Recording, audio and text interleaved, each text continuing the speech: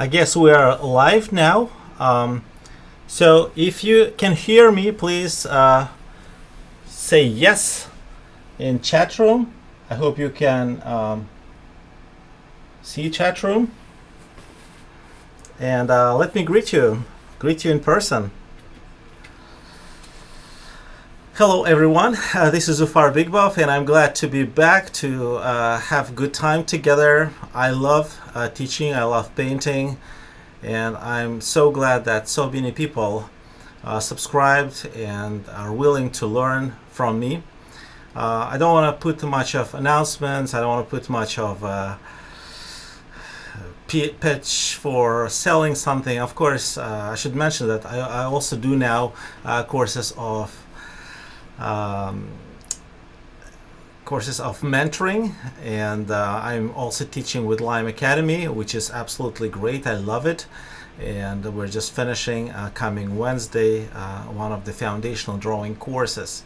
So yes, I see folks, I see that you hear me well, and also since that time when we've been together, I updated my studio. I actually moved to a different studio and updated some equipment. I hope you love it. And it's very convenient. It's my own kind of invention, engineering thing. I mentioned that my dad is engineer, and that idea, how things like can come up with from idea and make things in life easier, anything easier. Of course, more complicated to maintenance, but if it's well done, it's really a positive thing.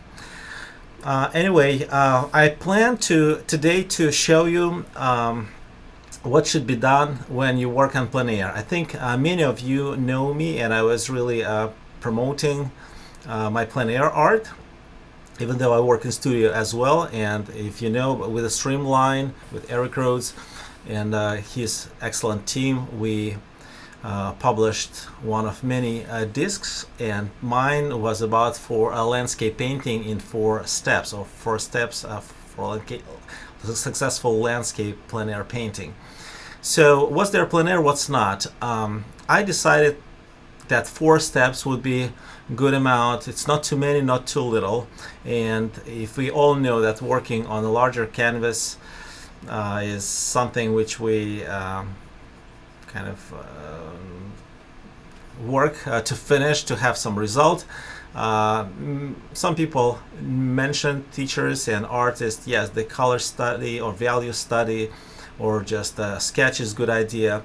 I decided to make it more uniform, and with experience some parts can fall off, but it's still, if a subject or scenery is quite complicated, and when you're a beginner everything seems to be complicated, 4 steps will give you that minimum number of steps, which will help you to repeat seeing the scenery, and also keep some evidences of your work.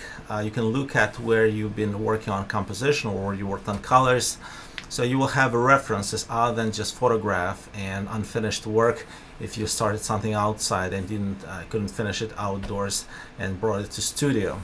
So so that's about 4 steps, and today I would like to cover at least step 1 and 2.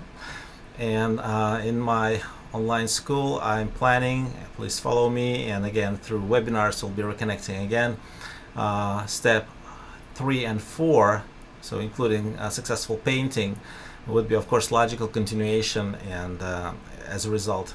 So let's see what I prepared for you today. So this is what you see is a sketching setup, and before that let me read chat. Yes, I see hellos from different parts, and I'm happy that things work, and I think image is a little sharper now than it was 2 years ago. I have excellent internet connection, but broadcasting is also requires extra software and so on. Let's not be so technical, at least in our conversation. Let's go to our art. So let me show you again, even though many of you have seen what and anticipate what we're going to work on. So so this is the painting which I did, and I did that as after plein air work, which was like more grayish day. Then I went outside, did some sketching. It was kind of hybrid painting, and today this will be our goal to get close to this. So it's more than just a regular kind of like plein air color study. And the plein air color study will be simulating working today. And what was the view? It was sent to you in emails, and you can of course keep and look at it and finish your work from. But this is what we're going to look at during our work process. When we're outside, scenery even wider, taller, kind of like, it's not those probably I don't know 30-degree cone which we observe right now like in a frame, but it's like a hemisphere, and you can turn and you look for some nice view. And distraction usually comes like from all our parts, and in our brain we make picture together from different elements and it looks nice, but once you try to summarize it, you understand that we're overwhelmed by information, and we need to first understand and decide what's most important for us. And the second thing, do we need to adjust our composition? Quite often we're not always that lucky that you see the view and so perfect, you don't need to move, you don't need to remove that tree, change shape of that tree and change those rocks, or come another day when the light is a little bit different. So it happens rarely. So I will try to discuss that during sketch part, which is step 1, and then of course by that plan we'll be going to step 2, color study. What's our painting thing? So I decided to, from this photograph, to crop and make a kind of view which would be helpful for us to work from. And you know, viewfinder is one thing, unless during event there is any issue with kind of using any electronic devices and you're at plein air events, sometimes restrictions come like that. So there is a higher requirement for skills. So but anyway, using like your camera, and then just for sketching, just to see how things do they get well in a rectangular or square kind of format of your canvas, and then what to proceed with. So that could be of course good advice to work with. And then so what we do, we of course start sketching. After we tried with viewfinder, we see it works okay, so we go and work with our sketch pad. That's at least my recommendation. I tested that many times, especially if you're not feeling that this composition like 1000% sure it will work perfectly. Even if feeling like that comes, it's good to test, and quite often I find that it was really worth. It was really well spent, like 5, 10, 15 minutes for sketching. So I need to have some reference on one side, and if you want to know what I'm using, I'll be using just minimum 6B pencil, 2B pencil for sharper lines if I need so, and my eraser. Of course, as a maybe I use knife quite often for sharpening my pencil, but you know, when you're in the field, when you're in rush, maybe safer things like this would work better. So let me show you a reference so you could observe at the same time a reference and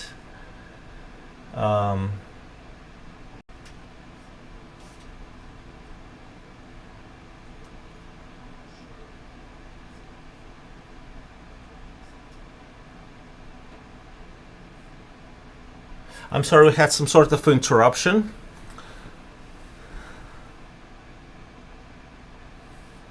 Okay, looks like everything works, so that interruption was without any big issues. That's cool. So having this in frame, having some plan, that's great. I just will probably explain why I go this way or that way. Line of horizon, not to be in the middle. And also, I should probably say that if this is my border, I would go within smaller surface compared to my entire space. And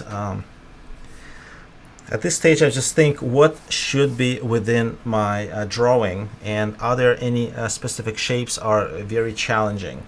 So general lines, horizontal line for stability, and then entire whatever complex I have here, how far I want it to go. So where those left side trees will end. About third, maybe a little more, maybe a little less. There is not much exciting happening on water, but definitely we want some water because of wind and because of reflection, play, and this beautiful light green reflection happening right under. But we have some like something in the background as well. So what to do with this complex? I really like its how it looks overall. At the same time, it's not that just triangle. It's something like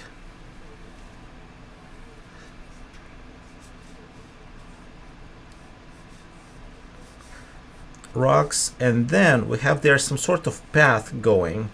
And then path goes this way and extends that way. Even though there are some rocks, I don't want to put too many lines here which would make all my composition slanted down. I don't think that would work well. Instead of that, I will try to create kind of step by step descendants. And if this part goes down, something should be on the same level, like as opposite. Otherwise, we have this slanted, and then it brings the feeling that this is like floating, not really steadily sitting matter. So if I have that another rock sitting there, I'd rather do it almost like horizontal. You see, I'm already analyzing composition. And I'm trying to also kind of figure out which larger shapes I want to work with. Almost transparent woods. I should say that painting which I showed to you was painted earlier. So there was less kind of green on trees. And we could see there also some like spruce tree, which was adding interesting character. One, and I think another one was, and you still see it, it's a hemlock tree or spruce tree. This one on the right side is kind of like shapeless.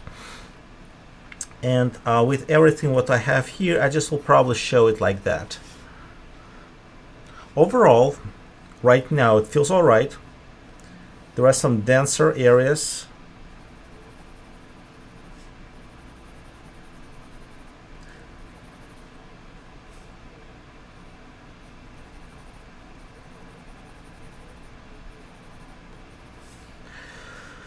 And on photograph, we have this side of the rock in shadow. On my painting, it's sunlit, but I think if we keep it in shadow and have the contrast with this like backlit kind of like trees, that will work much better. Some deeper shadows here, some rock, which seems to be too prominent shadow. Don't really want that. And there are a couple of trees here which are large enough, and I want them not to have everything again slanted that way. Let's have one for stability relatively vertical. And this side of the tree is pretty much in shadow. And another one, it's like a falling. It starts, I don't want so many lines going angled. Otherwise it will feel that my painting is all tilted. So I'd rather make it maybe going to the side and then come back. So this way this curve gets balanced. And of course we'll add here some branches here, here, here, some sky openings.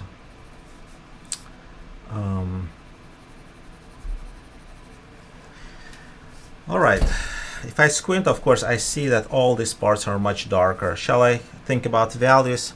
I think so.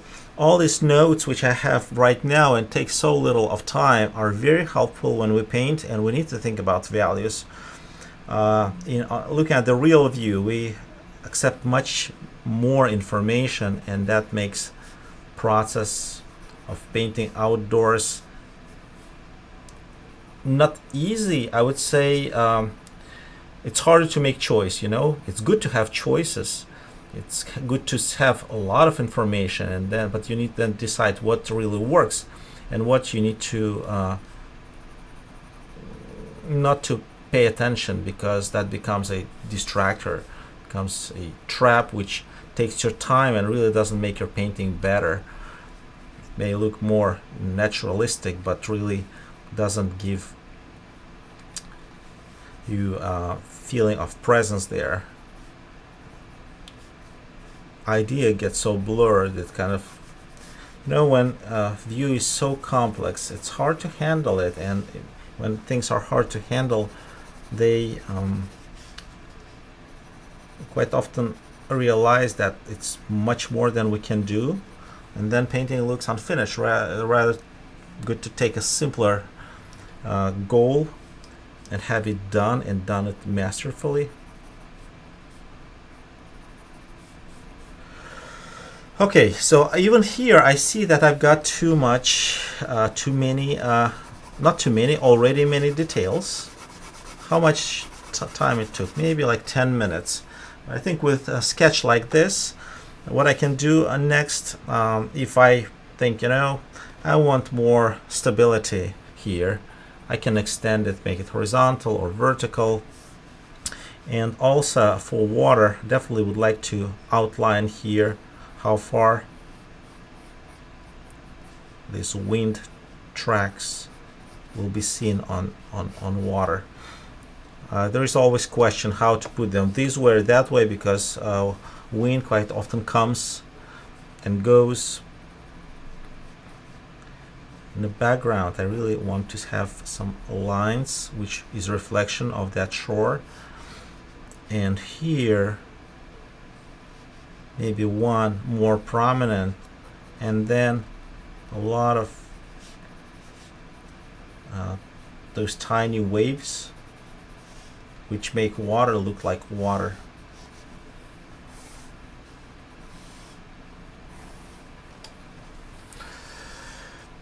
Okay, I think I can go with my further drawing, and before we switch to painting process, let me see what we have in chat room here. Hello from North Carolina, Ben George in his tree. Hi Zufar, it's good to see you again. That's wonderful. Thumbs up, thank you. Good evening. I just painted a similar scene yesterday morning in northern Michigan, Sandy Beach. Wow, that's great, Michelle. Barbara is writing, hi Zufar, wonderful to watch you again. I was one of your earliest unconfident artist class. You are the best. So yes, I see. So Richard, Margie, Angela. So I'm glad you are back. And for my first demo, you all picked up that whatever Instagram, probably that's where you've seen that, and you're all here. I'm really glad that you are with me tonight.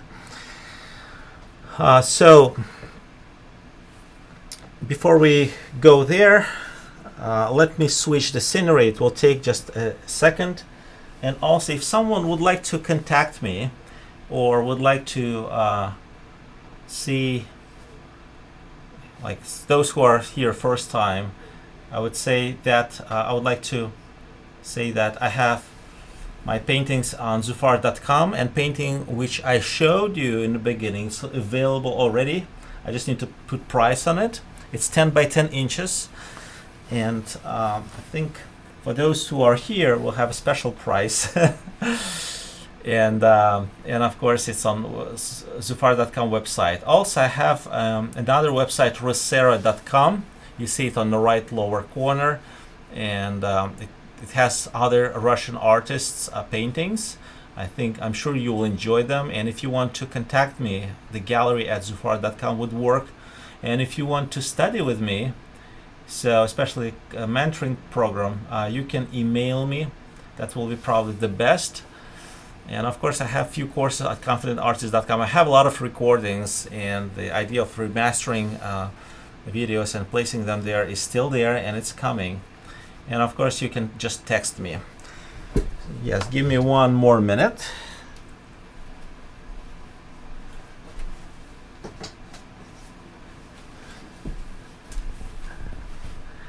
And I will show you our painting setup. And I'm using it actively, this setup for teaching one-to-one and teaching okay.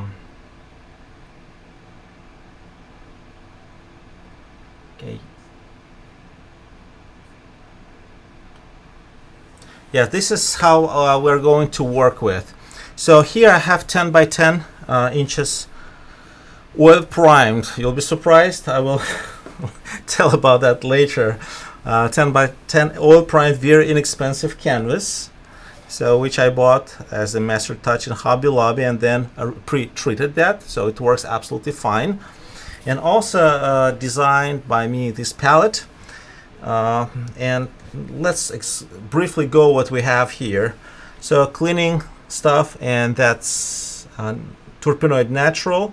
Here I have Galkit Gel by Gamlin, and paints. So you see arrangement of my paints changed, and I keep blues like in pretty big area far from me, not kind of touching that a lot. And if I create any mix of blue, they all kind of here. So titanium white, King's blue, cobalt blue, ultramarine blue. This is not cerulean but very close. This is manganese blue imitation. It has small amount of FC of tallow. Yes, very well controlled. I use it just like usually for sky area.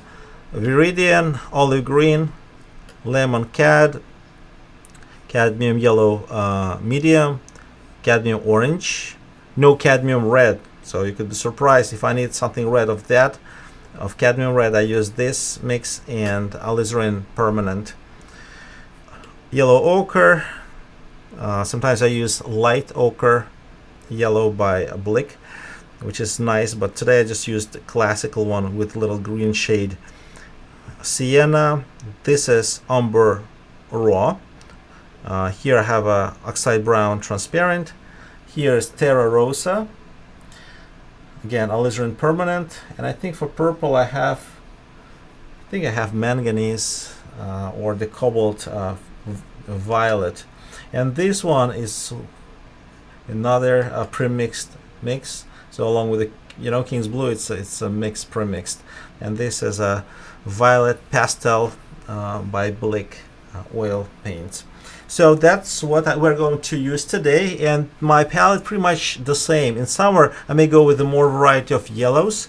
Sometimes I add there Mars black for some greens, but I may go with also with not only cadmium yellow but cadmium light yellow, with cadmium medium, then with the deep yellow cadmium, and so on, but nothing of imitation other than manganese blue.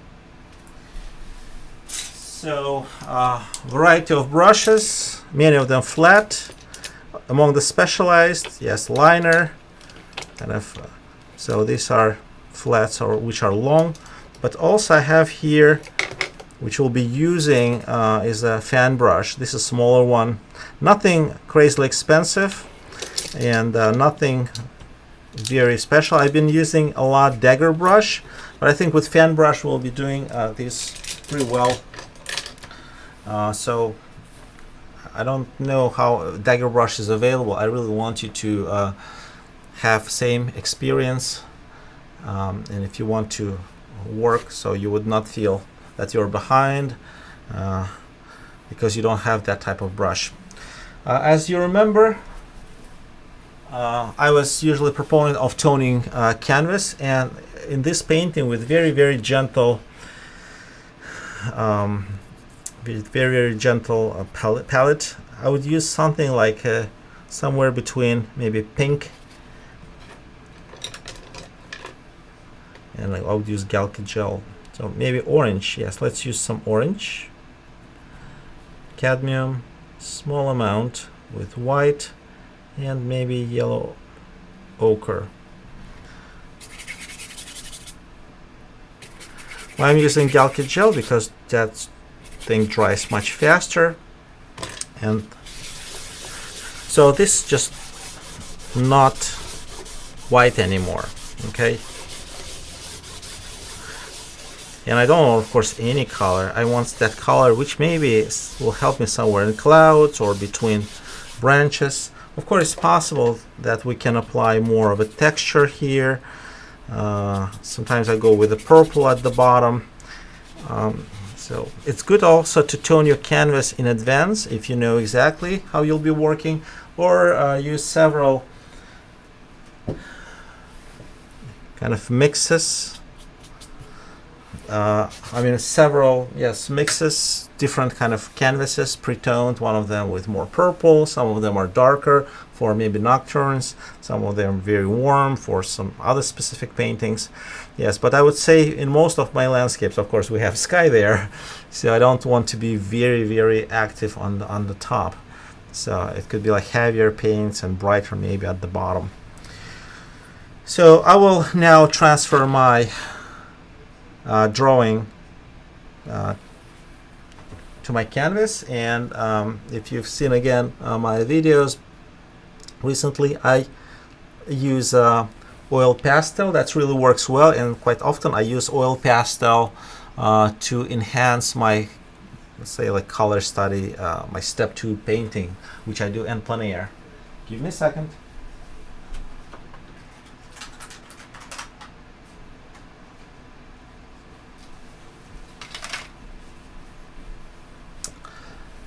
I can show you,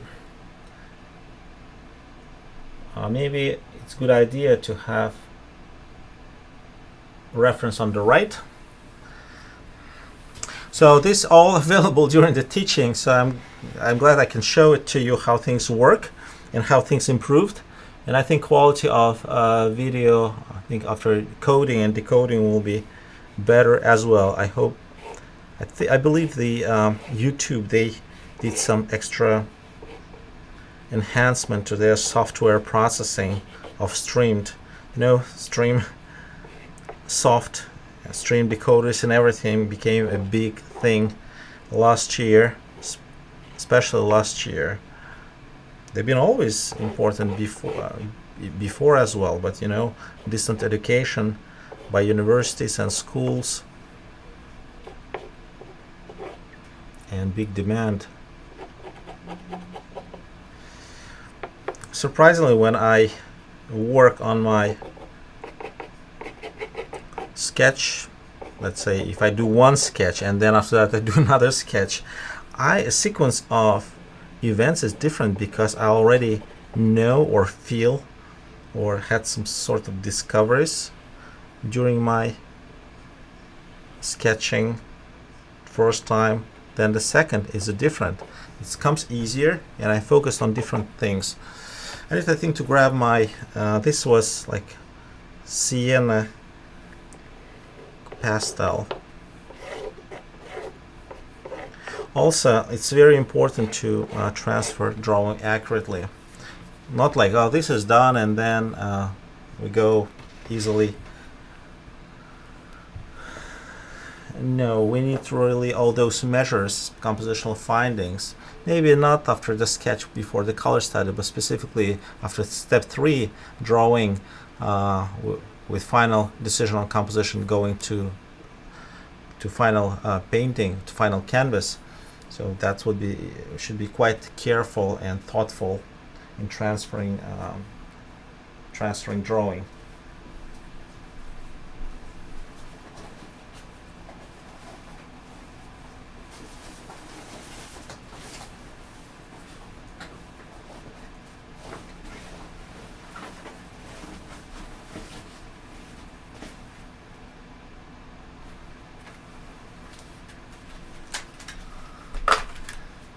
So these are my oil pastels, which I also use, and I think for the area where I have a lot of branches, I'll add a tiny bit of blue.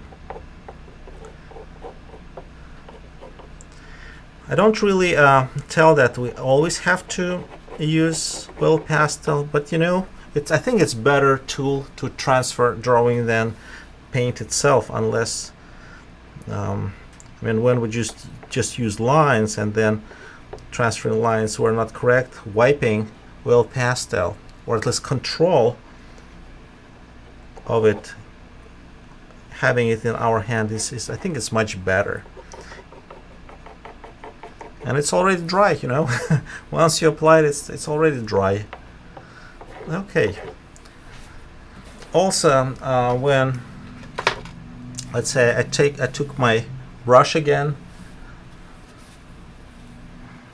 I can get the gal kit and even start kind of like start applying some paint, maybe some lines to be removed, could be removed.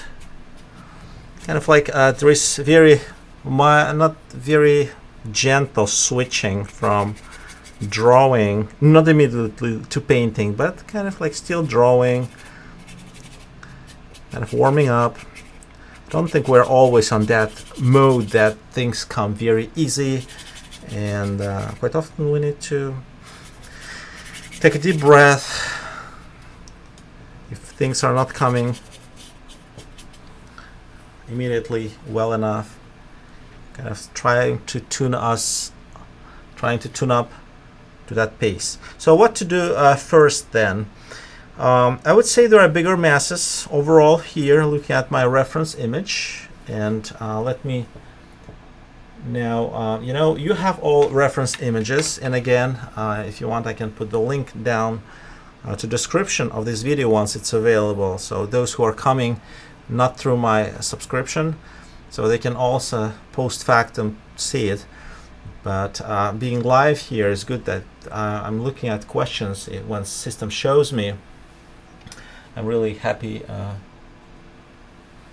so to answer your questions. That's one thing. The second thing is that, you know, through subscription you have some extra information, insights, and anticipation. I think results from drawing as a subscriber should be better. I believe in so. All right. So when I look at the reference, this area has a lot of kind of like a play, and I don't see a lot of kind of like shapes. I need to make those shapes somehow out of that mess which I have there, and there will be something of gray color, something of something. Let me take it a little taller. Maybe greenish, yellowish, and so on. And if I start with yellow and green right now, it will contaminate all colors. I will not be able to have any purple and so on. So let me start with the purples and grayish paints, and I will mix Terra rosa and cadmium. So this will be my purplish gray. And value wise, we test it here, looks light. It looks not too bad. And I will apply with a,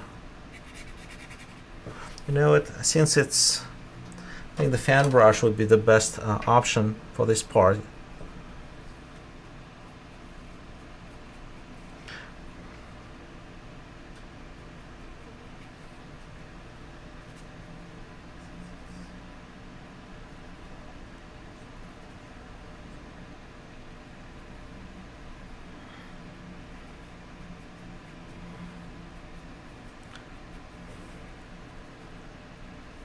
maybe a little bit lighter going up, maybe adding some orange.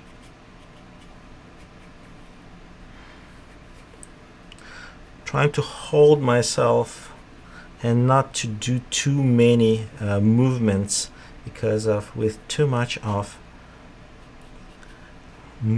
going over the same spot with paint, if there was any beautiful color variety, it can easily get killed. I'm not saying that all that dry brush effect should be left there. Probably not, but for beginning, before we started working on sky, we observe it and it seems to be not bad. So maybe tiny bit of that violet.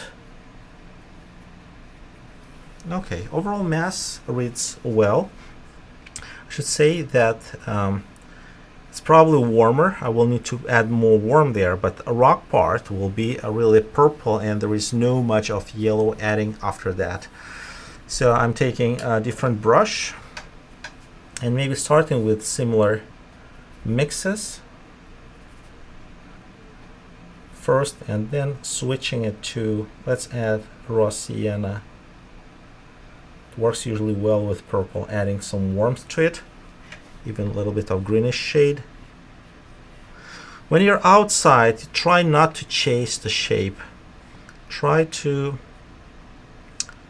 if you have enough time and composition allows, I mean, not so many elements there. Of course, you think of composition and objects, but try to get colors. After initial drawing part, we need to switch to colors and master our values as soon as possible.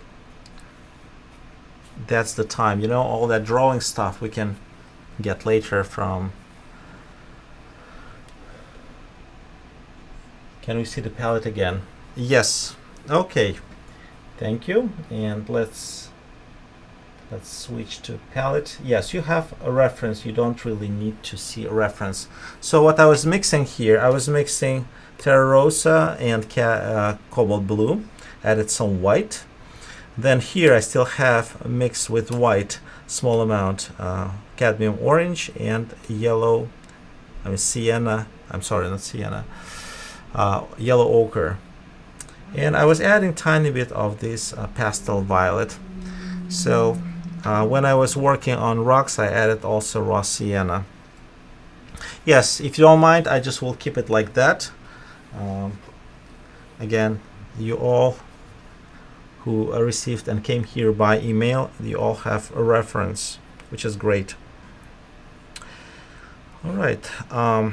When I squint, I'm trying to see how this sunlit part of the rock compared to sky, is it much lighter or not? I see it's darker, tiny bit, at least on photograph. When you're outside, it could be different, but let's make it dark from beginning.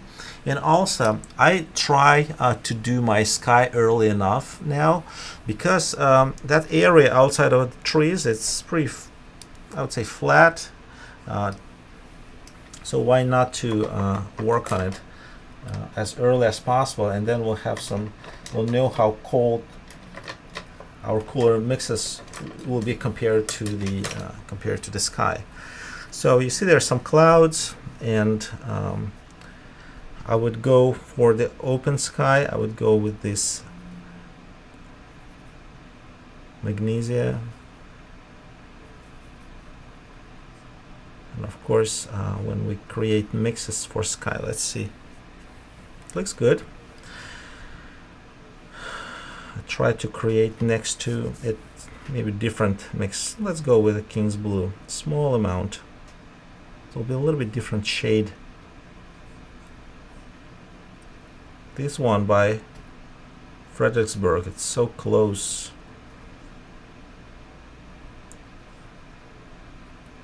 Some Cobalt.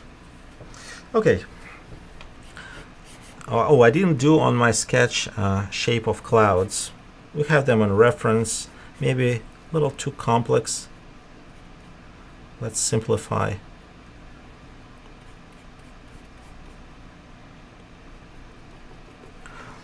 when we work on sky, we try to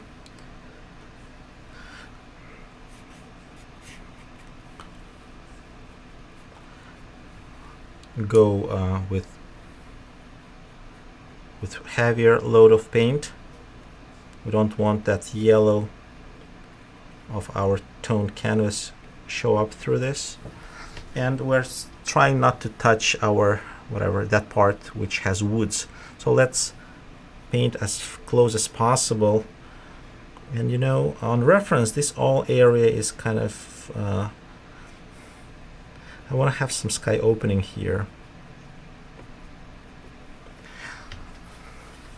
Okay, so I will go and apply somewhere just small amounts of paint for sky holes, and if it's lower to horizon, and they're usually a little darker, like this.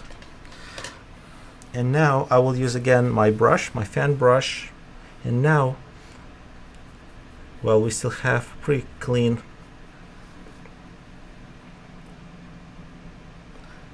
paint for sky.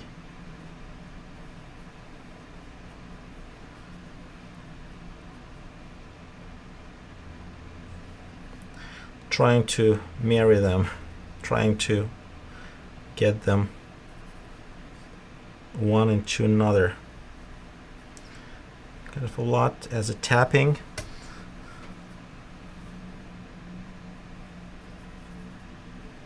I don't have much of paint left over there. But for first layer, that's good enough. We're getting that feeling of transparency. It's a kind of like a grayish cloud, and it has some texture.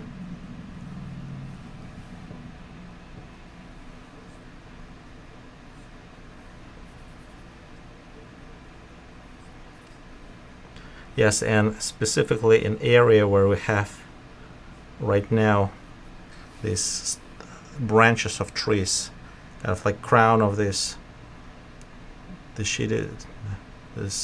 foliage trees, kind of like all different from the open sky area.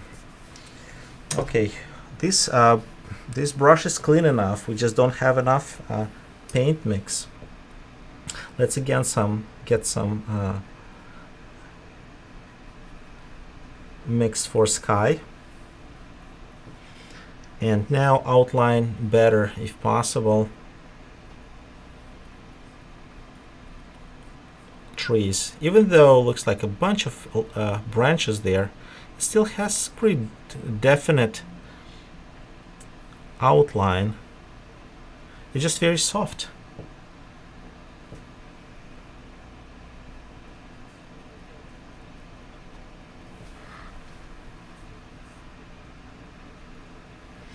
Just quite soft.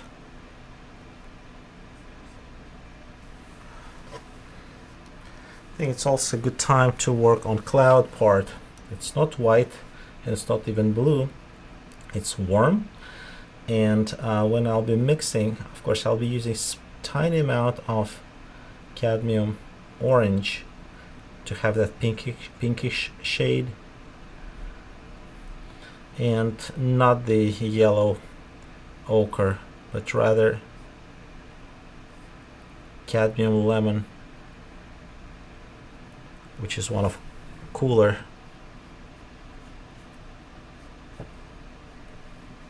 It's also nice to add some purple. Yeah, it's kind of this good triad of colors.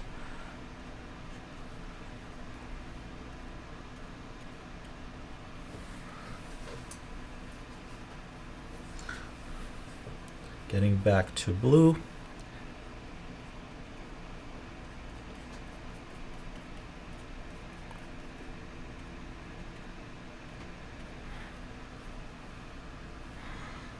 Okay, feels good. I think towards the horizon we want to add tiny bit of, maybe this is too intense.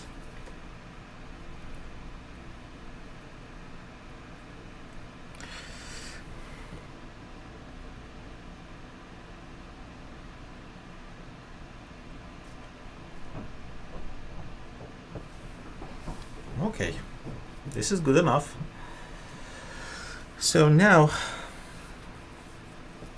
I think with this part, with the cooler part, we are good enough. I'm not going to work on water yet. I want now to work on this relatively large, not solid because of texture, but still somewhat uniform part of the reflection. So I will try to take a bigger size brush, and let's say this number 6. This is probably more than number 6, but it's a European size 6, and we'll go with olive green, which is beautiful color. Of course, all that water, the wind effects on the water. I'm just enjoying observing it. When we paint water, oxide brown transparent works very well, unless water has that greenish, like cooler greenish shade. And olive green usually dries very slowly. I know along the water here we have very dark areas, and this goes pretty dark.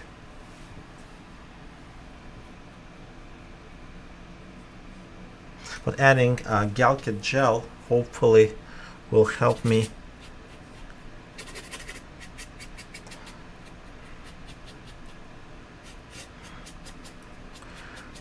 So we go with the vertical lines because that's the way of reflection, and then we go of course with horizontal or kind of like slanted lines of water, of waves on water.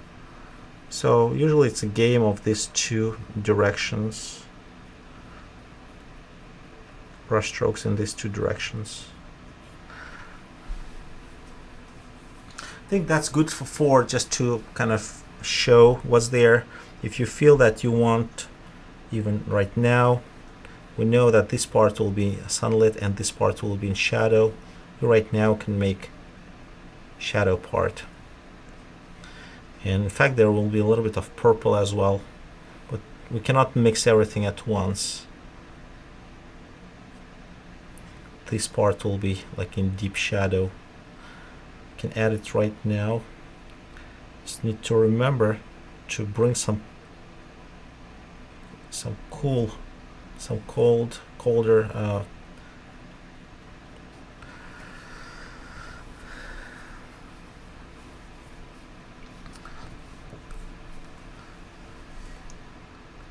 I want this part to settle, kind of, if possible, because then when I work with the blue, it doesn't really get mixed with that green so easily. So I was trying to use Galkit as much as possible. Maybe I'll use tiny bit of Viridian green and see how that thing works. Wow, this looks a little too intense. At the same time, yes, in direction I chose that my direction of waves for composition works better this way.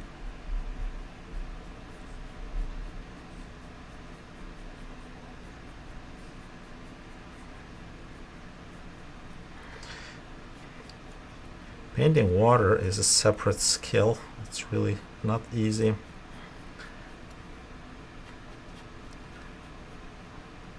There are some rules which can be taught and learned. Okay.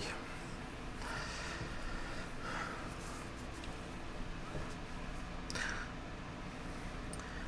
think overall blue to the left. Let's just apply it just to give like more, you know, lightness for the sky and kind of depth for the water.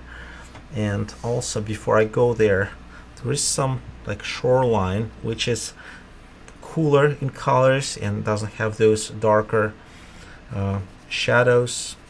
Let's see which color we can use there. Maybe we'll use a mixes for that light green of ultramarine blue.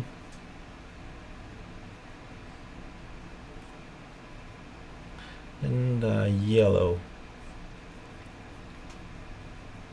yeah, I got this pretty cool green. If that paint settles, I'll be able to work on top of it. When you work outside, of course, these things dry much faster. Even though it looks warmer in the distance, I will keep it cool for now. And then tops of those trees have a little of the orange. Always question when we need to add and bring extra color. Do we need to use separate brush for that?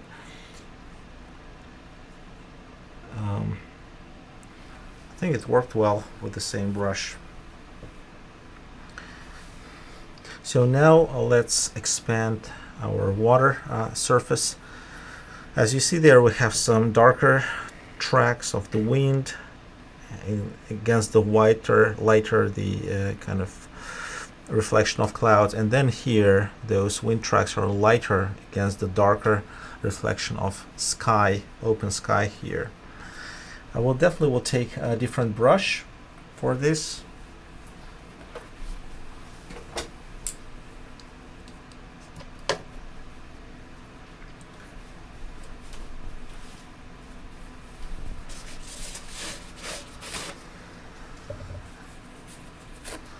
All right. I think it's time to clean my palette. It's too contaminated. So let's take 2 minutes break, and I just will put here a reference.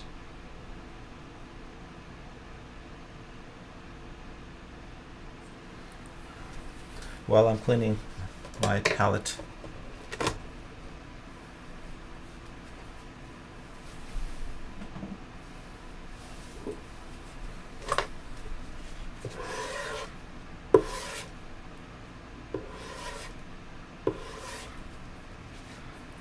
I wish I could put some music over there. And again, if you have any questions, so before we switch to the next stage, type them in and I'll be happy to answer them. It's not Zoom session as we go during class, but still we have a way for communication.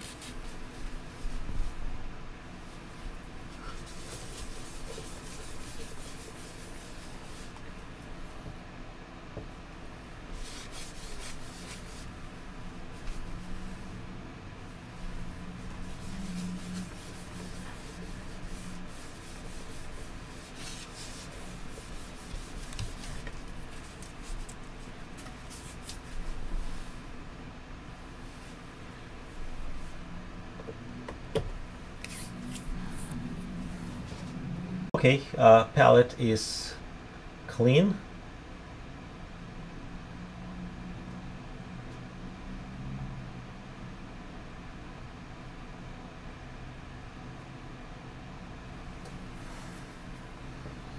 Okay, so that's a great idea for the palette. I like the picture frame, the squeezed out left area brings. I don't see. Yes, let me read your questions. That light blue looks like a Severs blue from Van Gogh. Okay, Brent, which is really just PB12 tallow blue, easy to mix your own. Absolutely, but when it's already controlled and not so much of it, that's good, because tallow, you put it a little bit too much and then you bring it indoor or under special light, it starts acting out. The only reason which I use this mix because of the imitation, because of the ceruleum. I don't know which brand to buy ceruleum. They're all kind of dull, but we need that type of paint for sky. Okay, what else? What is everyone saying yes to? Everyone was saying that we have a sound. I use a big 1.inch soft hog's hair to do that he did with the fan brush. Yes, absolutely, that would work as well. What brush I've been using? I should say that the brushes wise, for the first layer, we can easily go with something like synthetic bristle or just with bristle, and then when we're work on second, third layer, we need to use something softer, not to scrape off. I'm talking specifically about the alla prima technique, and we're working pretty much like alla prima or simulating alla prima if we're outside and do that in one session. So, and brands, not really, I mean, different brands. I've been using a lot the Winsor & Newton, Lexington.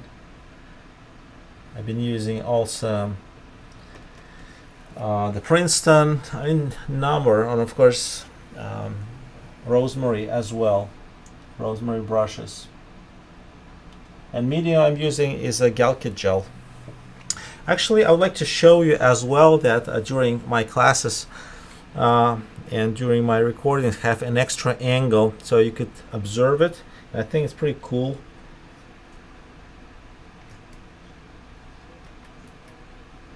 There is a lot of reflection at this moment over there, but anyway,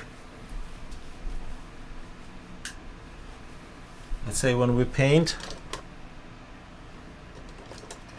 and I can show from the side how my brush looks like, kind of like show pressure and all that kind of thing. That's, I think, could be quite important for technique parts. But at least I think during our demo today we don't really much need it.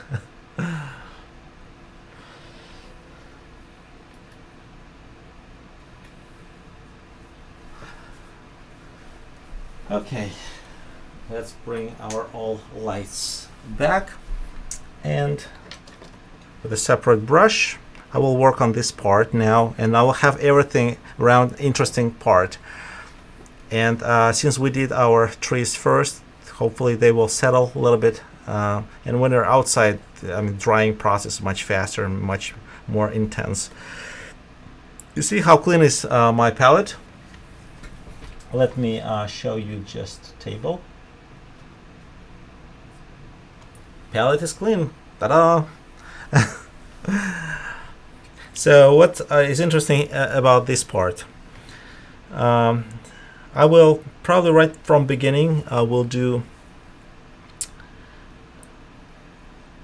water tracks, I mean wind tracks on water.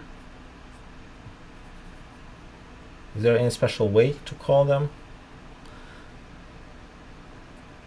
More on blue side, but again, it's good to go with a couple of colors if possible at once. The value wise it's a little too dark, it brings too much weight. Again, when you're outside, you really watch for values a lot, for colors. Don't really, if the line became not too horizontal, don't worry, that's your color study. This is not your final painting. If you got it right, excellent. If you didn't get it right, don't lose your color because you're trying to find perfect shape.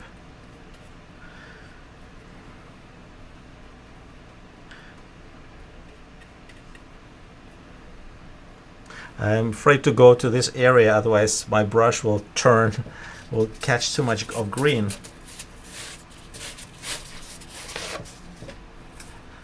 I look at my streaming and it's still not very kind of like sharp.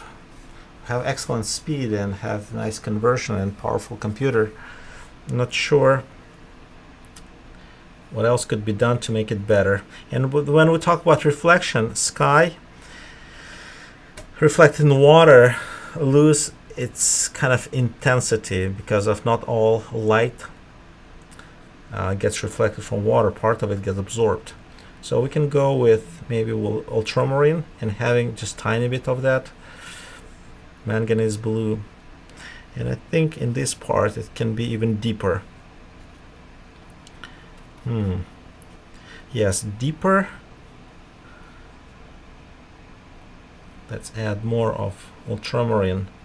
At the same time, I'm trying to avoid to go with ultramarine, you know, like on children paintings. Blue sky, and I have a blue marker. Let's do it blue.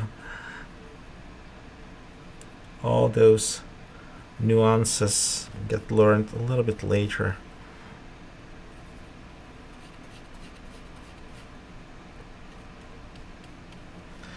I think I'll be able to get that blue down. It's way too intense. Don't want to add any green, but I can add maybe raw sienna and a little bit of Terra rosa to bring kind of grayish shade. Value wise, I think it's pretty good value, pretty appropriate. So now I need a lighter mixes, like very light gray. So I'm making mixes with plenty of titanium white. That will be a reflection of those clouds.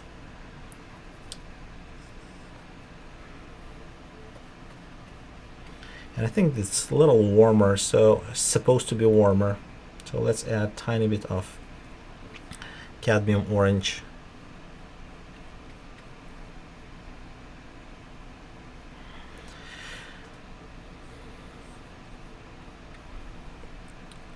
I think value wise, oh, got too much of blue.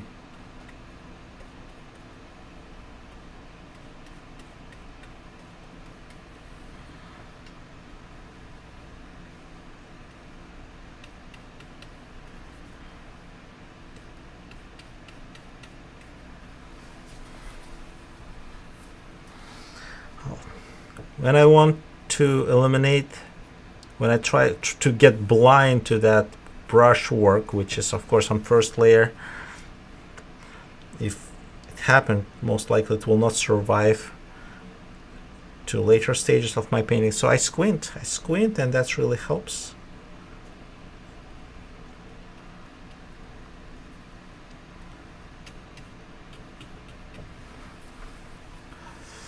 All right, so shall I try to do this interaction with green already or not? I would wait. Well, we'll wait when this part gets more dry, and then we'll start kind of invading with with the blue mixes towards the green part. Yes, and before that, it's still wet, but it's not as wet as it was like 10-15 minutes ago. So I have 2 fan brushes. Maybe a second one will help me. Fan or something also kind of gentle enough. Maybe with this one, I will still create those vertical tracks.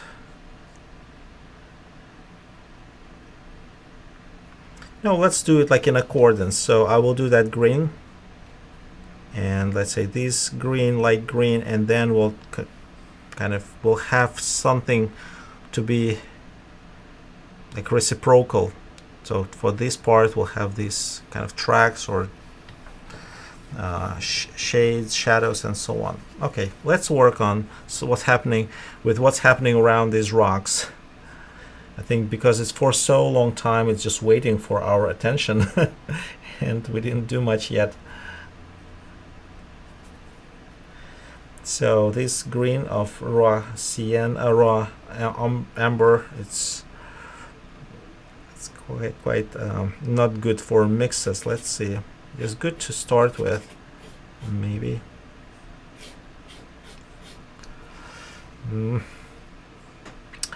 This kind of patchy area. I want to start with that one, but let me maybe to go with this trail part. Yeah, let's go with trail part. You know, it's constantly, there is no special like roadmap, you have to do this or that. Overall, we have idea, but still every painting dictates its own rules.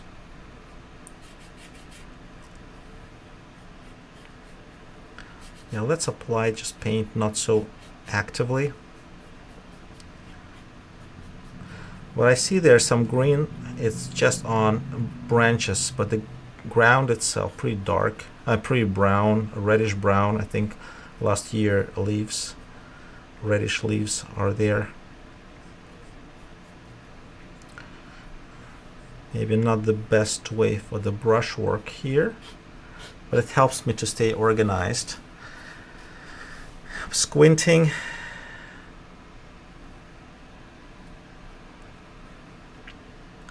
Yeah.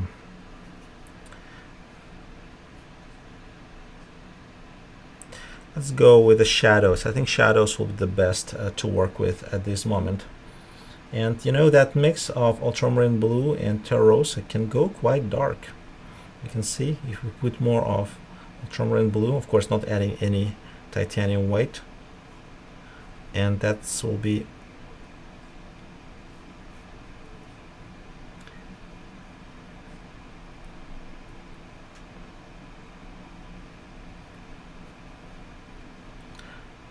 yeah.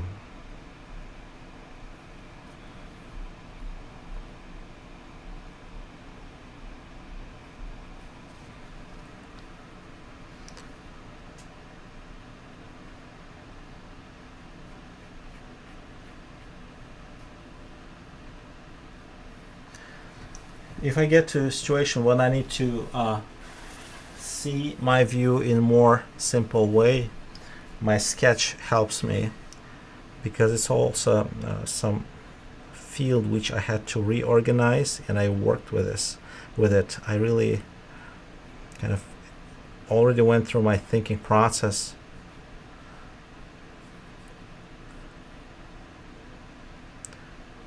So what we've been doing there with this shape of the rock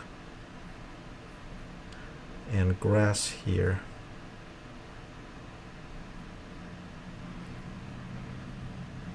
and this tree,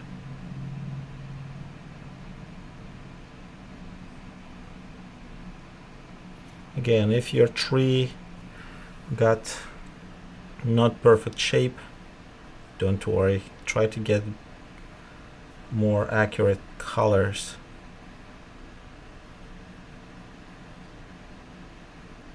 Stay focused on colors and values.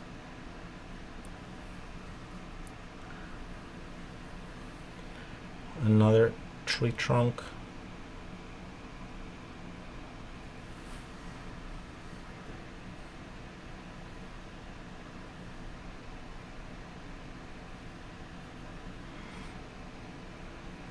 So these trees, they have plenty of lichen growing on it. It's a relatively wet climate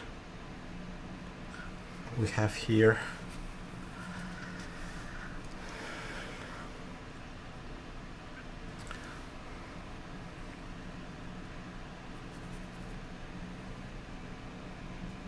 This is too blue.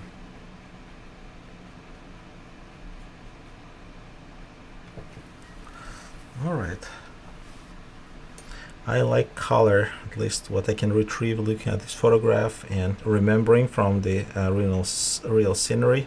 If I was outside, I would try to squint a lot to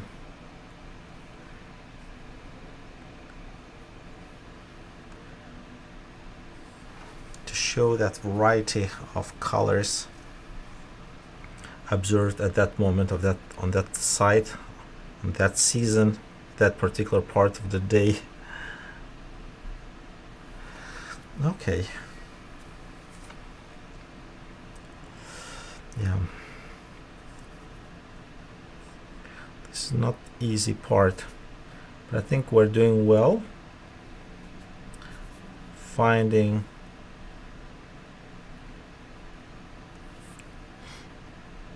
kind of patterns that represent this particular part of the woods, the slope.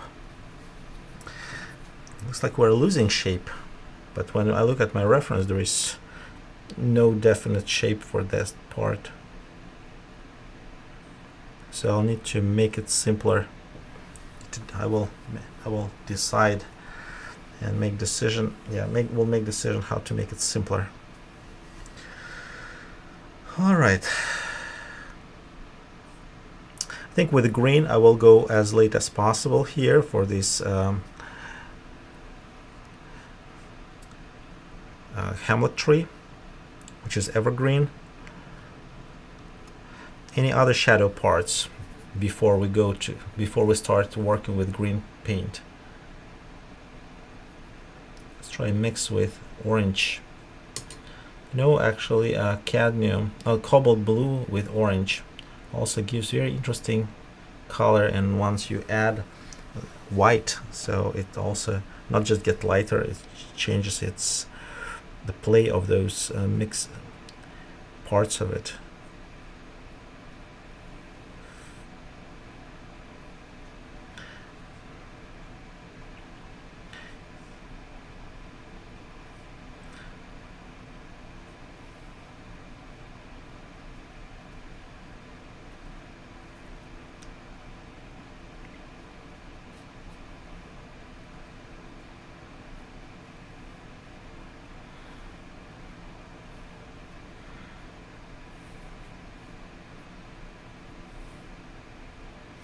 So I already started working with drawing and working on design part. All right, I think we're spending too much time in here. We need to find a good balance of, when we feel that you get stuck, maybe it's just happening because of lack of information otherwise around. So little switch to a different area, but at least we got rid of too much of white. And value wise, all this area, even though texturally not so definite, it has its own value. It doesn't distract me when I work, when I'll be working now in this part. So let's start with something more of a transparent. I'll use yellow ochre and cadmium lemon, and we'll try to go quite thinly.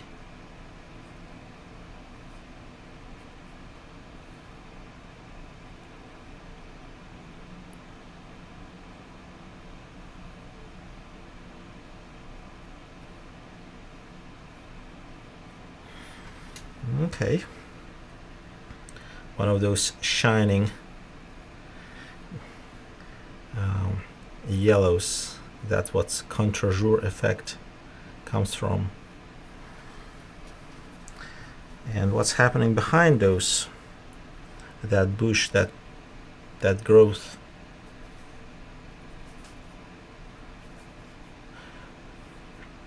It's also that kind of reddish brown and tiny bit of blue and purple, kind of not clean mix. And also I would say that when you kind of get to some point and you feel that you are tired mentally, take a break. 5 minutes, 10 minutes could be quite helpful and can save your painting as well, because otherwise we feel that we cannot stand. We go, if you go wrong direction, it will take more time to come back. And painting, like anything else, has directions, and we make constantly choices which direction to move, what to do next.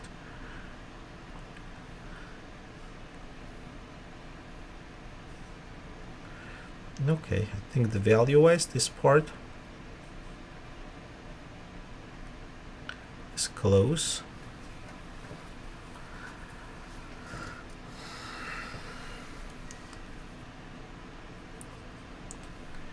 And now let's go in these areas. We have variety of grays now on our palette.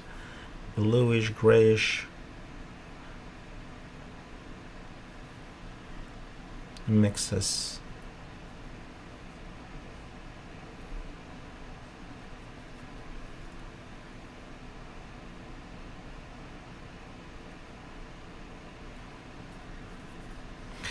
Maybe it's good to switch brushes as well.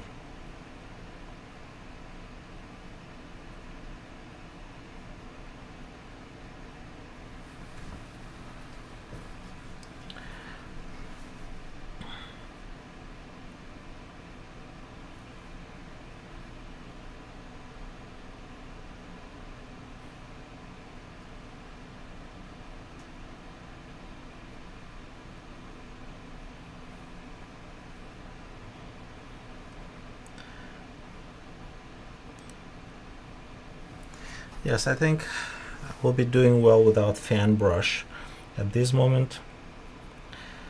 With the bare trees, fan brush really, it's hard to find anything more convenient than that one. But for this scenery, especially for, again, just for study,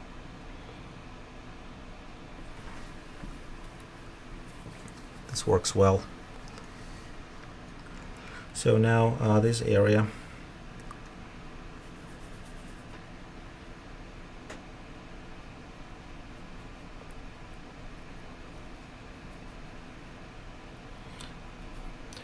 many buds and opening leaves, which are just part of the crown of these foreground trees, are on our way when we look at our reference image.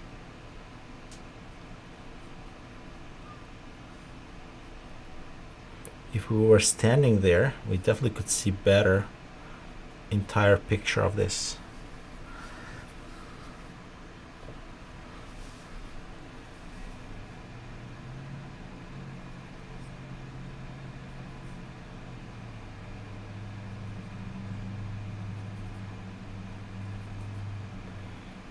Okay.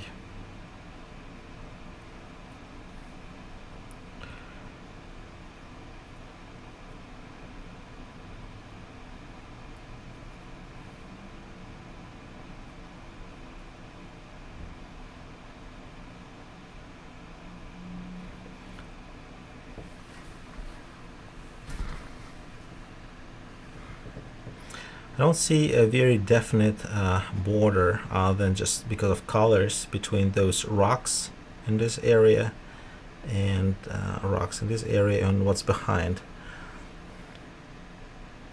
I specifically choose those kind of views which are maybe not the most average, but at the same time not those sceneries which you rarely meet and you rarely see. When everything's so clear, just go and paint. Quite often we deal with, we start, okay, that's good view, let me try it, and then you see, wow, there are challenges. There are many challenges there.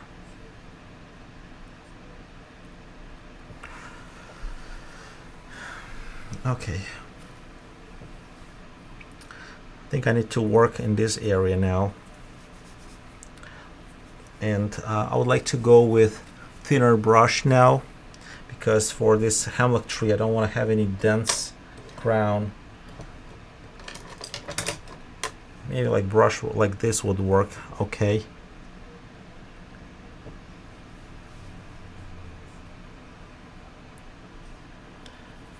I think it's time to clean my palette again. And a Viridian green is too intense. Let's mix it with cadmium and ultramarine. Adding a little bit of cadmium orange.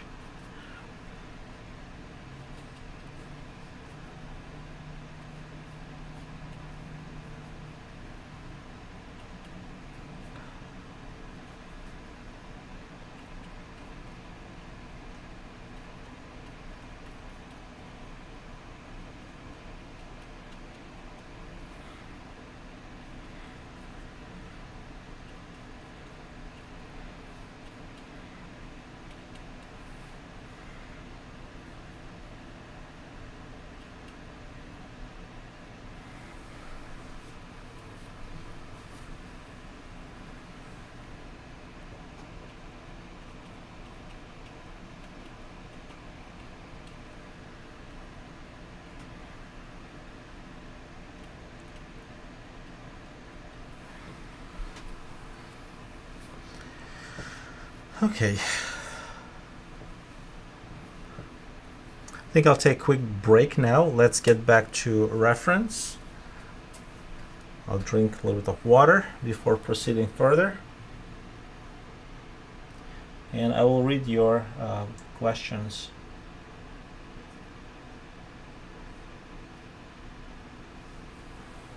So question-wise, I guess we have permission to use your reference photo. I'm working on something for client graphic design, but I want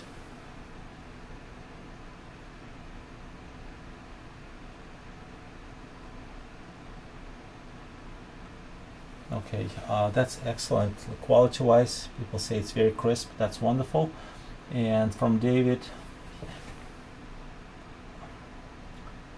but I want to get out my oils right now. What a nice distraction you are. Thanks so far. You're very welcome. You're very welcome. It's nice to have palette which you can clean and can organize during process, especially if your palette is not large. When you go and paint in plein air, often our brush is not big enough.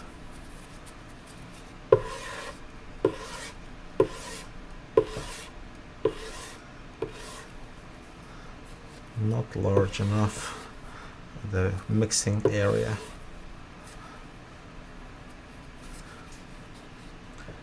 Have you experienced a situation when you think, oh, it was simple view on first and then it turned to be way too much. If I took even just quarter of that view, it would be a good enough exercise.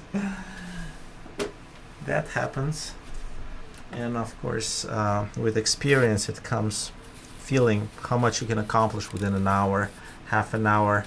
It's better still to come back with finished study, if we can say so, when you fulfilled, when you reached all your goals which you had, rather than having more grandiose work or more than what you could do and then bring it unfinished. And not kind of to perfection, but really not reach those goals of defining all colors, balance, values. And if you're going to use your painting as a reference for colors and values, it's better not to do any touch-ups at home. You can do all that on your studio work, which will be painted based on this color study.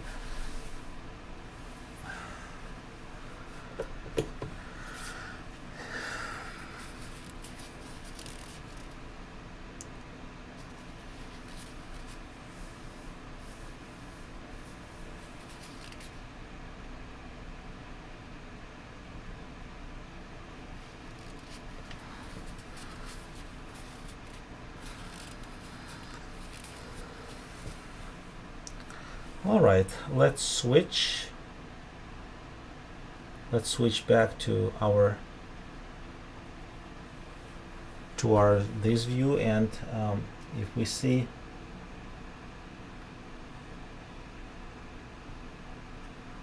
we're quite far from what we have over there, right?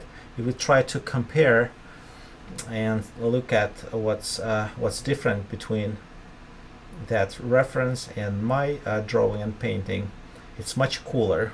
It's much cooler. I have a lot of yellow, and it's not late to get all colors down. It's much more muted, and of course much more beautiful, much more believable. That's what's there. What's happening is that's exactly what's there.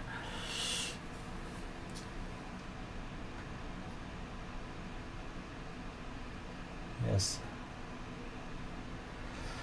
I have questions, a few questions here about my presentation. Thank you so much for doing the demo. Great presentation. I'm using a webcam. I'm not using webcam, I'm actually using iPhones with special thing which called Epoch Cam. So that helps me to transfer it to my computer and then stream it. Okay, good to see and compare and take a little break. So now let's go back to our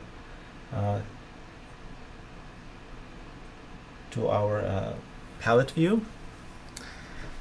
And after a little visual break, if you had some, now we can go and try all this broken parts get together. I know we're already working for like an hour on painting. I think Yes, almost for an hour.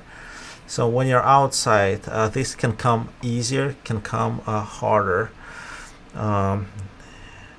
So I would think if you spend on color study like somewhere between an hour and a half, that's a good time frame. And again, I'm saying I'm working on 10 by 10 inches, so it could be 6 by 8, could be 8 by 10. Yes, I do square because I think you can see it better on your screen. My palette and my painting at the same time, and that covers most of the screen surface. All right. So what I will take now a couple of softer brushes to work on top of this first. I probably could call it blocking. Okay, and some of my brush strokes will be sharper, and that will be more towards the end, and some of them will be softer, which I'm going to do right now. And what I want to work, there are a number of challenging areas, as you see. The best part is probably this one. It will not need much to be touched. So this part comes okay because of, we'll add here some branches, and that will, of course, have right value and color, and that will look good. And then probably by completion, this part looks good. This is not complete. These still have many questions. I want to solve issue first of those kind of my background trees on this peninsula, because without that I cannot really see well what's happening with my rock, and I have to apply proper value to show the sunlit areas. I'll be working with the fan brush. Don't have to, but I think with the fan brush I'll be doing much better work because we applied a lot there, like purplish. So but the green parts, those branches and bushes and clusters of leaves, they also all together create some sort of design. Again, I just told that design is not as important during our color study, but at the same time I do demo and I go less formal, of course, when I'm outside. But with you, I want to show you, of course, good class on overall, on final result. So let's go with cooler colors.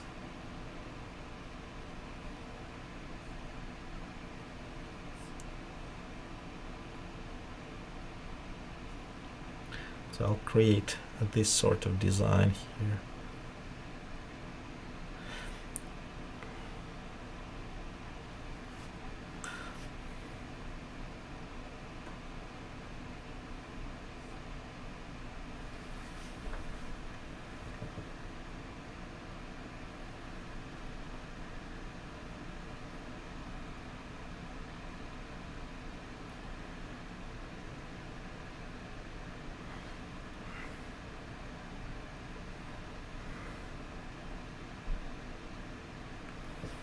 I definitely made them all cooler, all those parts.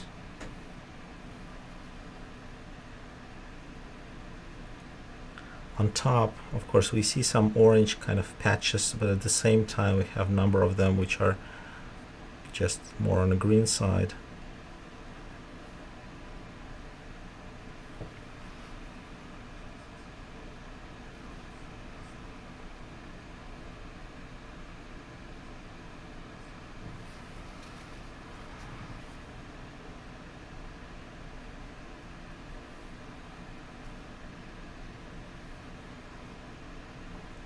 So towards the sky,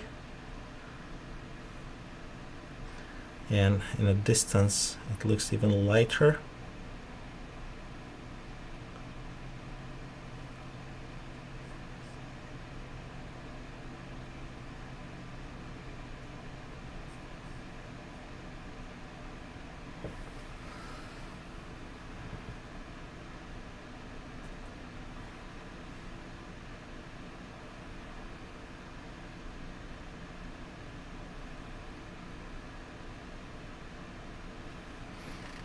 We'll probably add here some highlight. We'll have to do it a little later. This is too early to do so.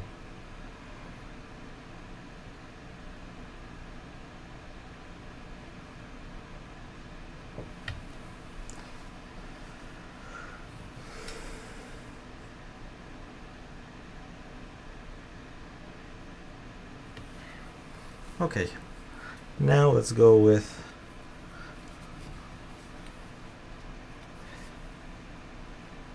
another softer brush, like more with a pointy one.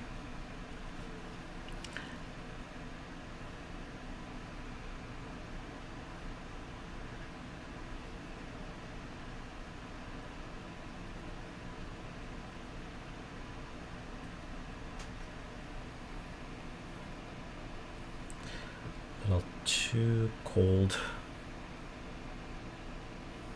I think we need to have still value-wise darker at the bottom specifically.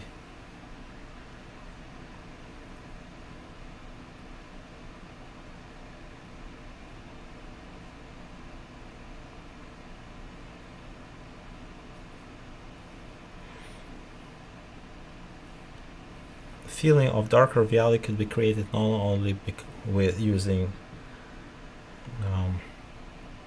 darker paint, but also creating sharper edges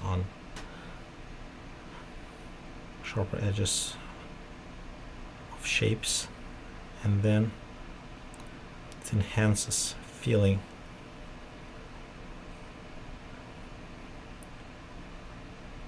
of value.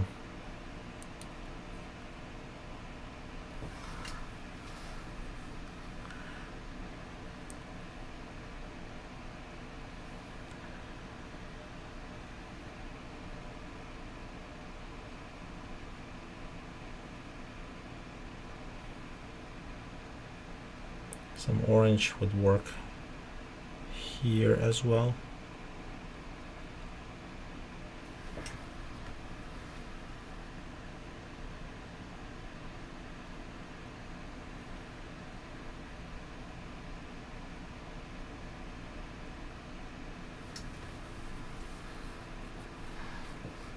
Not very happy with brush work, but I'm happy with colors.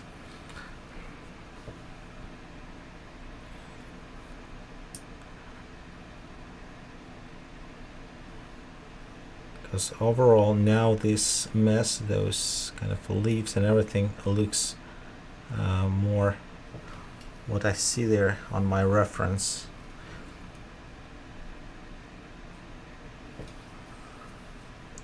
In fact, there is also a spruce tree hiding in that behind those trees.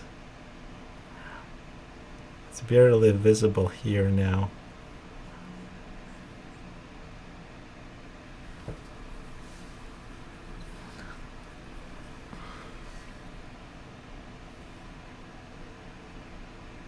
You know, the process is back and forth, at least the way as I process it. I will do stems. Why not to do them now? Don't want to really dedicate special time for it.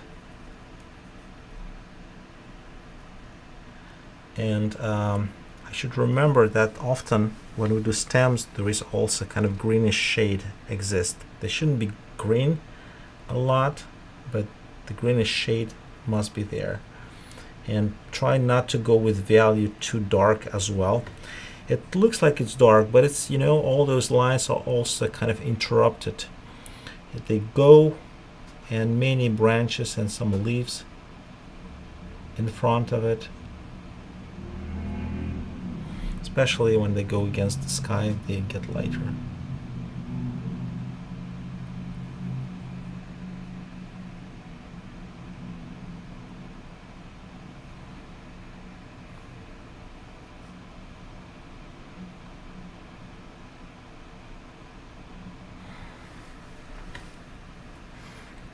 So let's say at the bottom we'll do kind of the more prominent.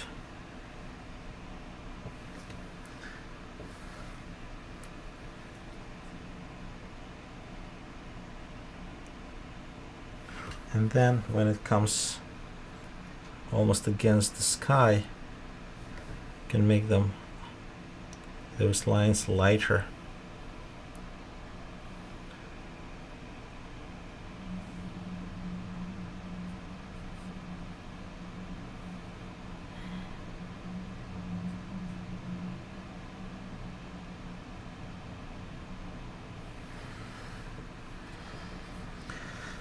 And to finish that area, I think I'll need to take clean brush, maybe of smaller size like this, and I will put there some sky holes. You remember the rule of sky holes, they have to be darker than the sky, which is on the same level, and maybe not that clean blue as the sky is. I think a little too dark. This is too dark, and not probably need to be more neutral.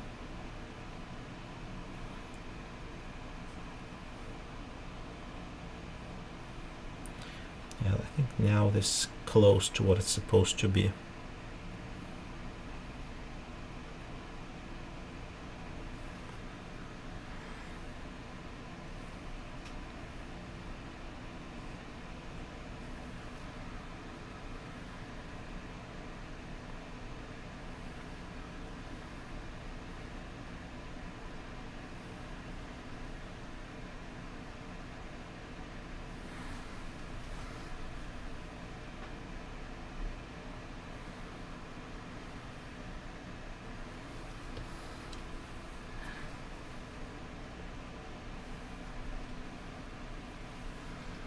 And if you have a chance, maybe you can go even and do again sky round, but again that's more of a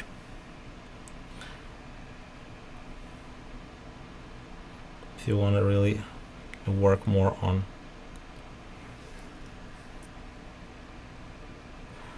completion of this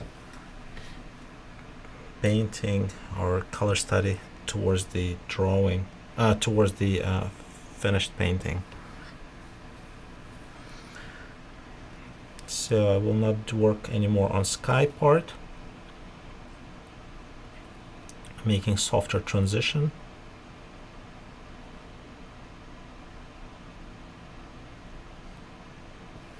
Okay, I think this is good enough. While I have this light green, maybe I should work on that part as well. Again, when you're outside and you have those nuances over there, it's better to do it not from your head later in the studio, but catch it, maybe just with a couple of brush strokes. That's what it is. That's it. Again, I wouldn't care much if my line this here is not very horizontal. So now let's go towards the water.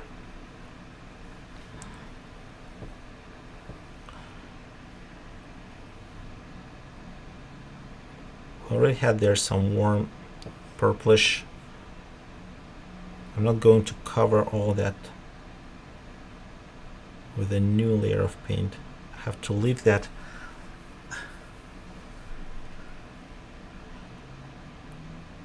first layer is to be seen somewhere in between.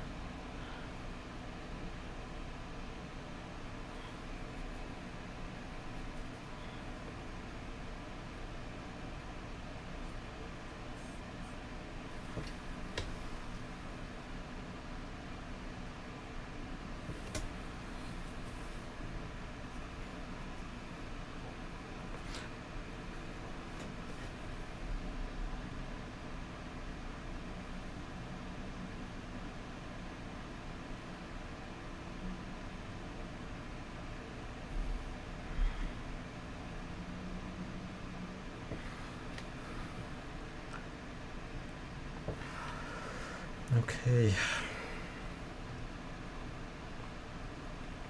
so now my paint here I'm sure should be settled almost So when I go over that green,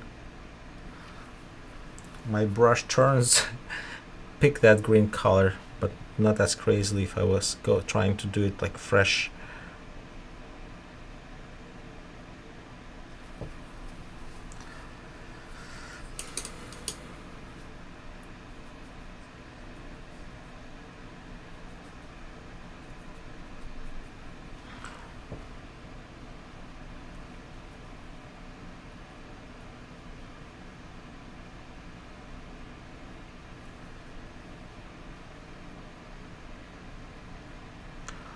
Much better after 40 minutes since application.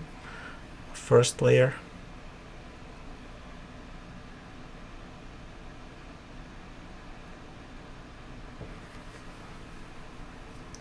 Also, you know, sky in zenith is much darker, and we see it here. It's more intense, but you know, on these waves, on kind of its curves and slopes, it catch that blue from different parts, I mean colors from different parts of the sky. So when you paint later or sooner, you will, on sunny day, you will need to create that effect. You will take, let's say, a cobalt blue and do those lines.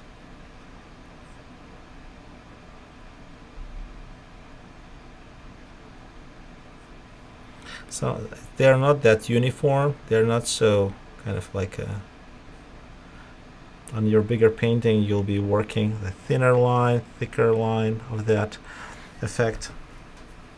But try, when you're outside, try to notice is it there or not, and if it's there, find proper, accurate presentation for it, so you could at home, if you're going to work on painting in studio, could represent that looking at this color study.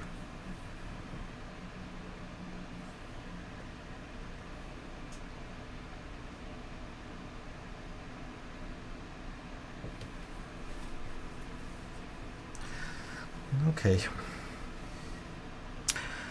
I think I'll briefly work on overall reflection, because overall bigger shapes over the water surface we have, and I'm going to use a round brush. I think I need a little bit more of my Galkit gel. So this is the medium Galkit gel by Gamblin.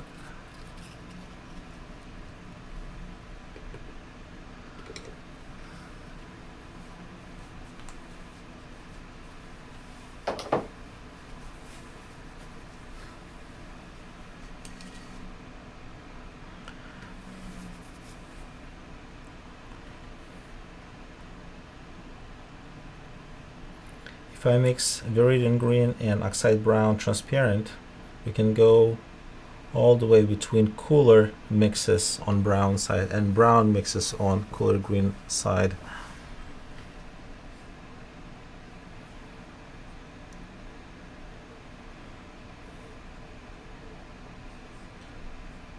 Depending on water condition, it can go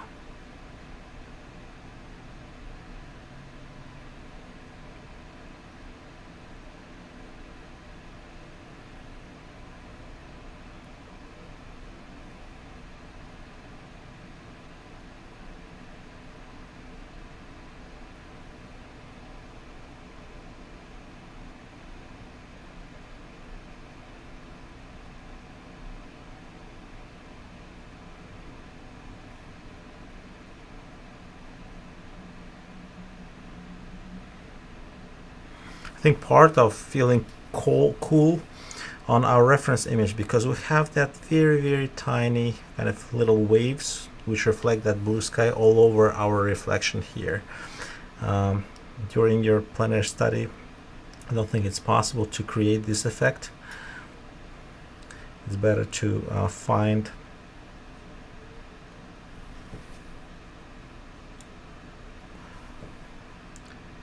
the area where you have more clear reflexes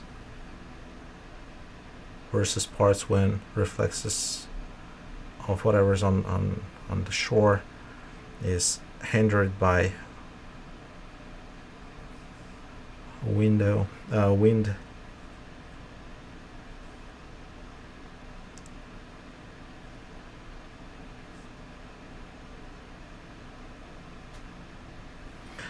This part has a lot of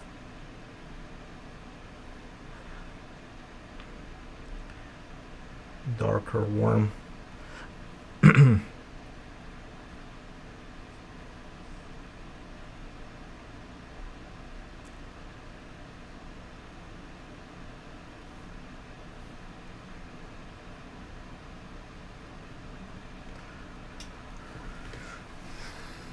we have some sort of feeling of reflection now, don't we?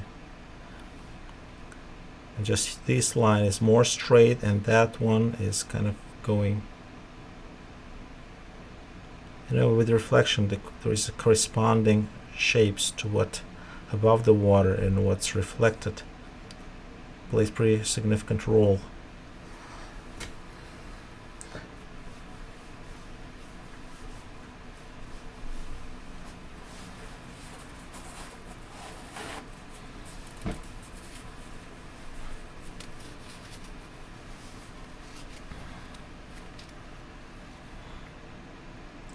Guys, we just need to go with cleaner paint like raw sienna. I see here some of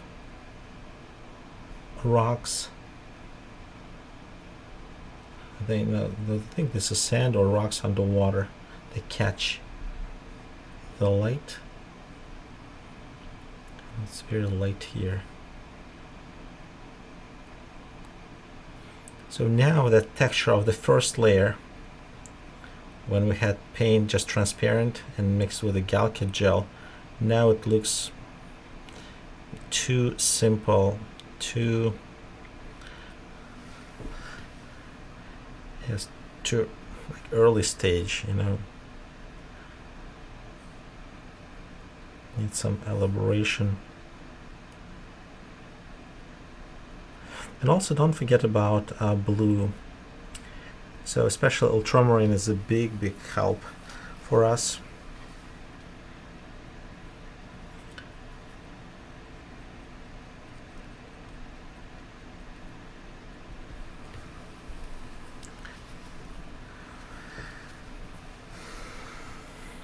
I think I will mix it darker,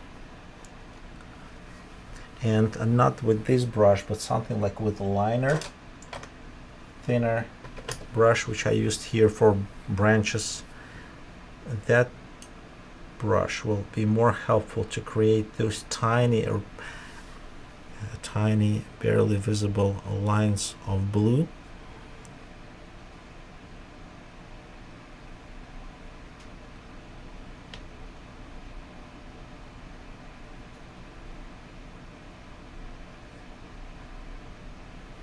And you know, when we do this effect, some of the, maybe not on our reference, but when we see those waves tiny bit bigger, there are kind of bigger waves and then tiny, then bigger and tiny and long.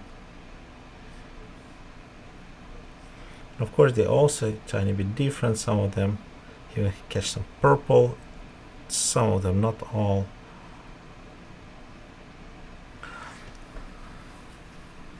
And then we'll need to work around this part to soften. And I was always finding that going with a flat brush, at least like with this, it will be more helpful, because if you look at the reference, you see it's like some blocks. Maybe this is too hard. I just will try to work with different angle towards the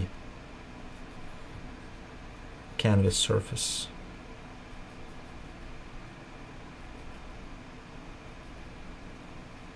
And I also need to have, of course, good amount of paint on my brush So only this way I will not have a tendency to scrape my paint off.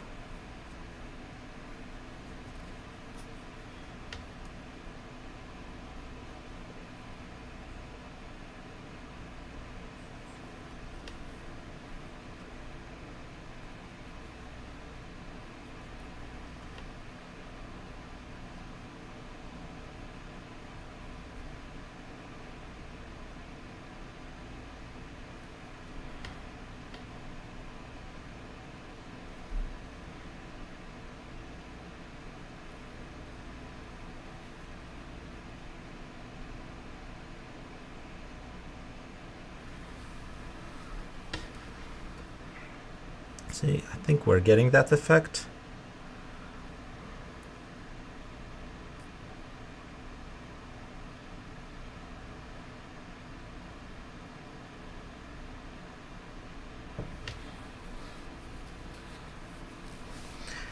If we have any reflection of cloud, and I think we do have it here, we need to extend it towards the reflection of trees as well, if possible.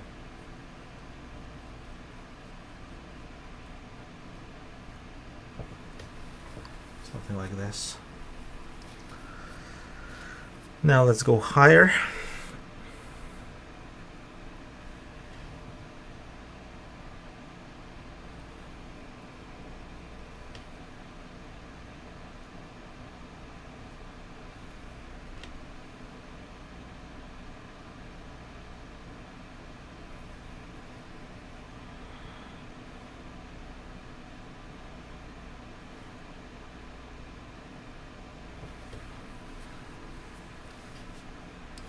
So in this part would be more difficult because we got already some green. So, but thicker paint application can save us. Nothing wrong to have extra.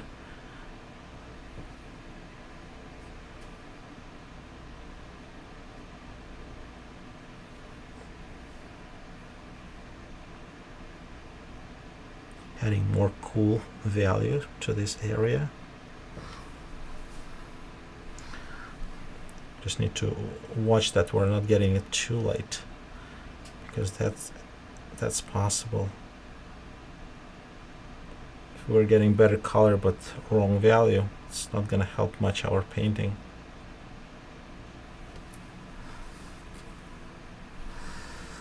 Okay, we should finish by 9, I think. I will work now on my rock. So because this still has a lot of transparent paint,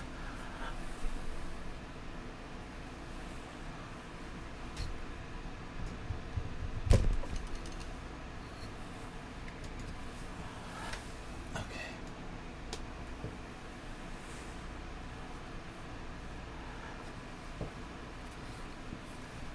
And I will look for some like softer brush as well. So brushes like synthetic brushes, the softer one, they're actually, even if they're inexpensive, as long as they keep their shape well but kind of flexy, it's absolutely fine, because of that. For working at alla prima, we need to have softer brushes which have good edges. Okay, so what color is the top of the rock? I mean, this has, so which mixes, like more, we need to kind of find out, does it have raw sienna, or it has cadmium orange or Terra rosa? I mean, those are warmer side paints which I will use to mix, and of course that kind of average weight mix for that area. The rocks there don't seem to be very warm, they're cool side, and if you were using cooler mix, we try not to get much to water. Is it towards the yellow or towards the red? That's the dilemma. I think it has, of course, tiny bit of yellow tinge. And of course, we're not trying to cover all this area with the same paint. I'm really not comfortable with that dark shadow, because once if I paint it, it looks like a hole, but it's not. This is just extra rock which got deep shadow under it. Not everything what you see there really worth to be painted that way. Regarding something, you need to make decision not to do it that way.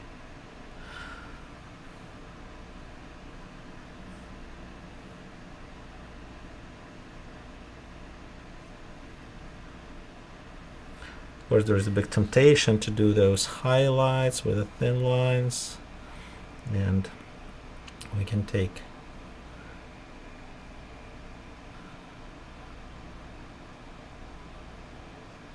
a thinner brush.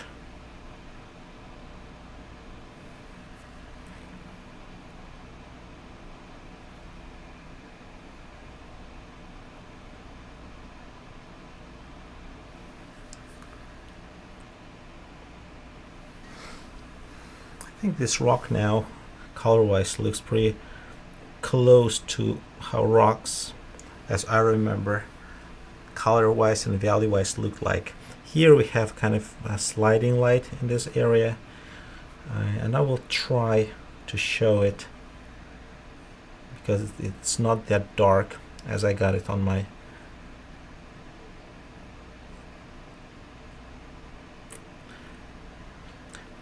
study.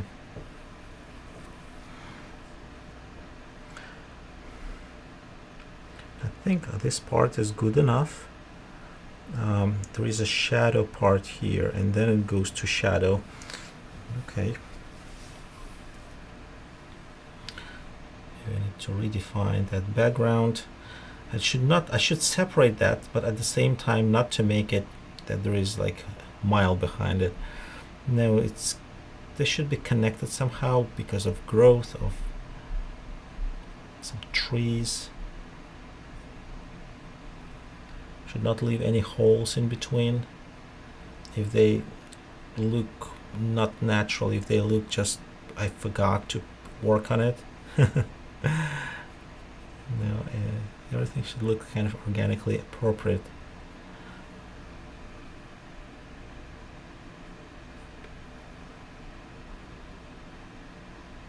Wow. It's always a good question also how clean we need to go with paints. Impressionists, they taught us that we should not afraid of clean colors. Should be thankful to them.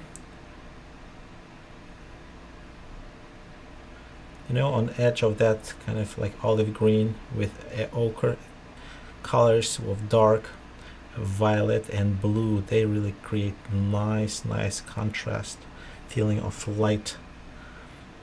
May look almost like a black, but the eye catch, maybe not the camera, during this broadcast, that it's blue, that it's absolutely blue.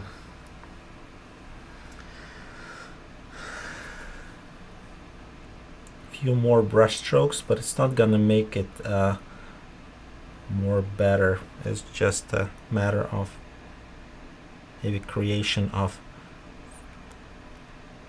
depth, or you know, when you show it to someone, if you want to impress them, you just need those few brush strokes, but doesn't bring much more value. Maybe it will give you a little bit more of confidence that your reference looks enough professional.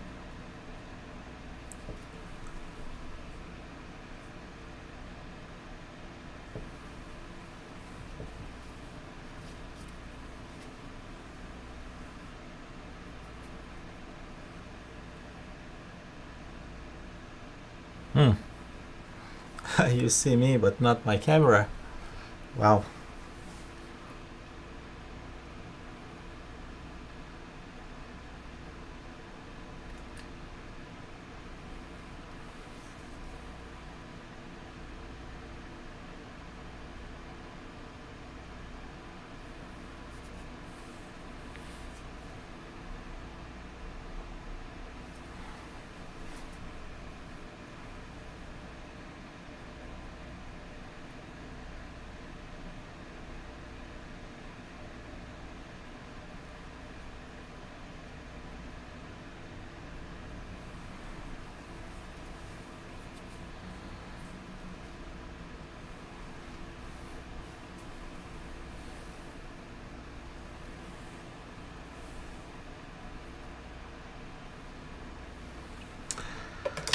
I think today our session should stop like this. If I was, let me switch, you could see me now.